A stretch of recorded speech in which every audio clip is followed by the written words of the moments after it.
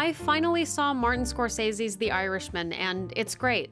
In my next video, I'll be covering how wet water is. But seriously, it's amazing and I highly recommend it. Martin Scorsese is such an absolute legend, not only because he's made some of the greatest films ever, but because he continues to do so at age 77. Marty is legit elderly now, and he probably did more yesterday than I've done in my entire life. Scorsese's body of work is so impressive that it's no wonder we're all obsessed, and I'm sure I'm not alone in the fact that I probably quote his films more than I do anyone else's. I mean, God help me if I ever see two dogs facing away from each other in any context. I like this one. One dog goes one way and the other dog goes the other way. Whenever a new film of his comes out, I'm not simply content to watch just that one. It's imperative that I go down a Scorsese rabbit hole immediately after. I seriously don't remember the last time I went an entire year without watching at least a few of his films. I'm off the antidepressants now, it's all I have.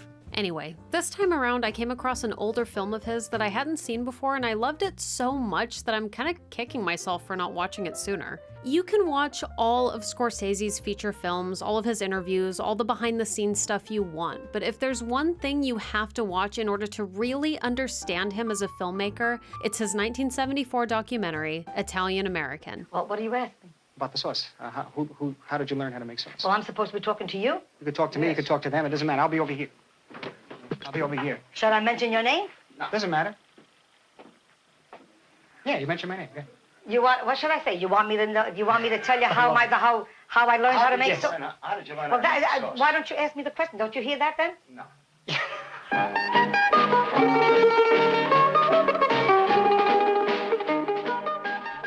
The premise of this documentary is very simple. Martin Scorsese visits his parents in their New York City apartment and interviews them. That's it.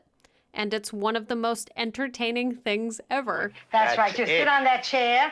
As soon as he gets through with dinner, he comes in here, sits on that chair. You're really, really running it down, wearing it down. All right, that's what I bought it for.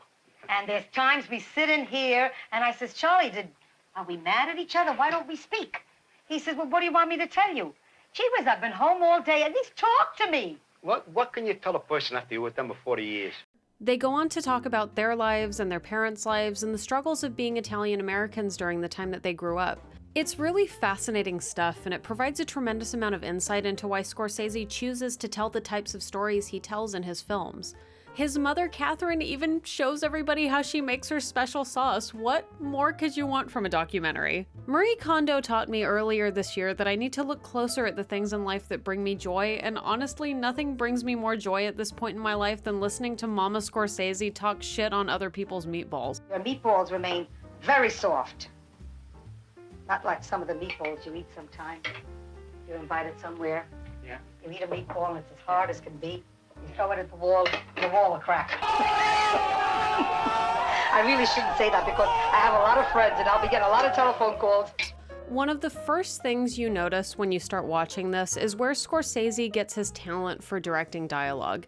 He obviously gets a huge kick out of his parents' dynamic, not only because it's really funny, but because it's genuine. So it's really no surprise he's so encouraging of improvisation in his films for the sake of his actors sounding more natural. And when Marty wanted to get real Italian with it, he would just go ahead and put these two in his movies.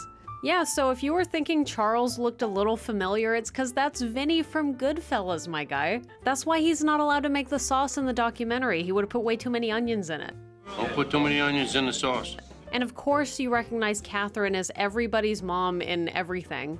She's Rupert's off-screen mother in The King of Comedy. Rupert Pupkin, the new king of comedy. Rupert! Are you crazy? What's the matter with you? Mom! People are sleeping. Piscano's mom in Casino. Fall out of me. I write it all down in this book. Every fucking nickel goes down right here. Receipts. Receipts and bills. And most famously, Tommy's mother in Goodfellas. Why don't you get yourself a nice girl? I get a nice one almost every night, Ma. Yeah, but get yourself a girl so you could settle down.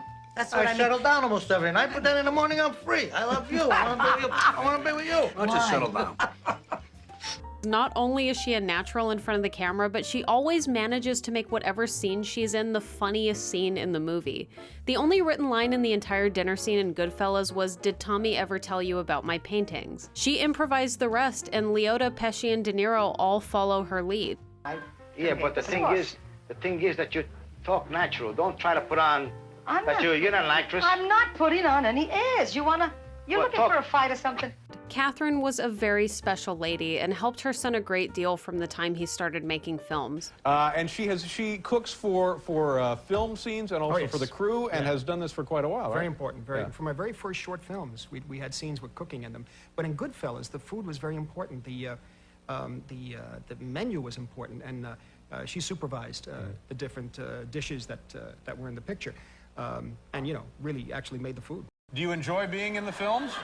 Well, I have to be in the films, otherwise he threatens me. Threatening. It's so heartwarming to see how proud Martin Scorsese is of his parents, and documenting them in this way is one of the best decisions he ever made. He knew how inherently funny and interesting his parents were and wanted to share that with everyone. And if you don't think that's the cutest shit ever, then who hurt you? Oh my god. It was also a great opportunity to shine a light on how difficult it was for immigrants coming to this country when his grandparents first came over here. When she came over, she said she almost died on a trip there. The boats were small. Were very small, but they came. It took her over a month to get away here by boat. Like our mother, the same thing. They came over here, the boats were, the waves, they thought they'd never make it. It's still extremely relevant today, and I know I'm gonna sound like an old person, but these kids today need to learn how good they have it with their TikTok and their pinwheel hats and their ring pops. I don't know all what the kids are doing now, but either way, they need to learn. This documentary is under 50 minutes long, so it's not gonna take up much of your time, and they even have the recipe for the sauce included in the credits, you guys. Between that and the plastic on the couch, this might be the most Italian thing ever made since, like, Italy. I promise you, if you put time aside to watch this, it will totally make your day, and you'll be quoting it as much as any other Martin Scorsese film. I hope you get as much of a kick out of these absolute legends as I did, and thank you so much for watching. Don't you What's insinuate? your tooth? You broke it? What tooth? This? You're not supposed to talk. What? He's putting that in it too. What you do to your tooth? Which tooth? Yeah, it's That. shorter. It's short. How come? Oh. The other side. That, right there. This one? Yeah. Oh. It's You short. better get it fixed up. Well, isn't that something he brings in the tooth? It looks like that.